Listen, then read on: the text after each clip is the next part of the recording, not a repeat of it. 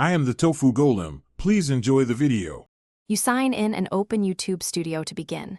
This is where you control uploads, analytics, and settings. Once logged in, verify your channel and enable two-step verification so you don't lose access. Next, upload a profile image and channel banner that match your brand.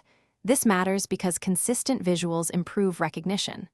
While you're here, fill in the channel description and contact info so viewers and collaborators find you quickly. Once initial assets are live, go to Settings and set defaults for uploads, visibility, category, tags, and title templates to save time. Then open Channel Advanced Settings to add channel keywords, manage comments, and control embedding and age restrictions. This affects discoverability and compliance. Next, manage permissions to invite team members with appropriate roles, and connect monetization by linking AdSense or a brand account when eligible, because monetization and integrations unlock revenue and workflow tools. Finish by optimizing content. Review analytics to track watch time, click-through rate, and retention so you can prioritize improvements. Once patterns emerge, create playlists, add end screens and cards to increase session watch time and subscription conversions.